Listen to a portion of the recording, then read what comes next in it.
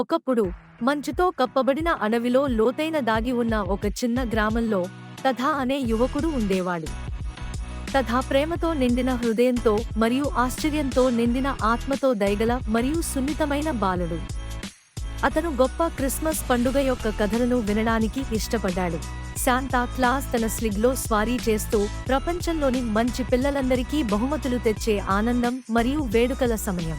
ప్రతి సంవత్సరం తాత క్రిస్మస్ రాక కోసం ఆతృతగా ఎదురుచూస్తూ చివరకు శాంతాక్లాజ్ను తన కళ్లతో చూసే రోజు గురించి కలలు కంటూ ఉండేది. అతను శాంతా యొక్క ఆహ్లాదకరమైన నవ్వు, అతని మెరిసే కళ్ళు మరియు బొమ్మలతో నిండిన అతని పెద్ద ఎర్రటి సంచిని ఊహించుకుంటాడు. ఒక క్రిస్మస్ ఈవ్ తథా మంచం మీద పడుకుని ఉండగా అతను తన కిటికీ వెలుపల ఒక మృదువైన శబ్దం విన్నాడు. అతను బయటకు చూశాడు మరియు 8 రెయిన్ డీర్లు లాగిన స్లిగ్ను చూశాడు మరియు స్లిగ్లో తెల్లటి గడ్డంతో ఎర్రటి సూట్లో ఒక వ్యక్తి కూర్చున్నాడు. ఇది శాంతా క్లాజ్. తథా హృదయం ఉద్వేగానికి లోనైంది. అతను తన కళ్లను నమ్మలేకపోయాడు. శాంతా క్లాజ్ చివరకు తన గ్రామానికి వచ్చాడు. శాంతా క్లాజ్ తన స్లిగ్ నుండి బయటికి వచ్చి తథాను వెచ్చని చిరునవ్వుతో పలకరించాడు. అతను ఆ సంవత్సరం మంచి అబ్బాయిని అయ్యావా అని తాతను అడిగాడు. తాత సిగ్గుతో తల ఊపాడు.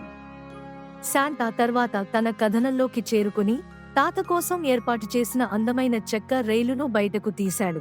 తథా కళ్ళు ఆనందంతో వెలిగిపోయాయి. అద్భుతమైన బహుమతి ఇచ్చినందుకు శాంతాక్లాజ్కి కృతజ్ఞతలు తెలిపి అతన్ని గట్టిగా కౌగిలించుకున్నాడు. శాంతాక్లాజ్ నవ్వుతూ తథా తలపై కొట్టాడు. అతను తథాకు వీడ్కోలు పలికి తిరిగి తన స్లిగ్లోకి ఎక్కాడు. శాంతా క్లాజ్ యొక్క స్లిగ్ రాత్రి ఆకాశంలోకి ఎగురుతున్నప్పుడు తథా విస్మయంతో చూసింది. ఈ క్రిస్మస్ ఈవ్ తాను ఎప్పటికీ మరచిపోలేనని అతనికి తెలుసు. అతను ఎట్టకేలకు శాంతా క్లాజ్ని తన కళ్లతో చూశాడు మరియు అతను కోరుకునే అత్యంత అద్భుతమైన బహుమతిని అందుకున్నాడు. ఆ రోజు నుండి శాంతా క్లాజ్పై తథా నమ్మకం గతంలో కంటే బలంగా ఉంది. శాంతా క్లాజ్ నిజమని అతనికి తెలుసు మరియు అతను ప్రపంచవ్యాప్తంగా ఉన్న పిల్లలకు ఎల్లప్పుడూ ఆనందం మరియు ఆనందాన్ని తెస్తాడని అతనికి తెలుసు.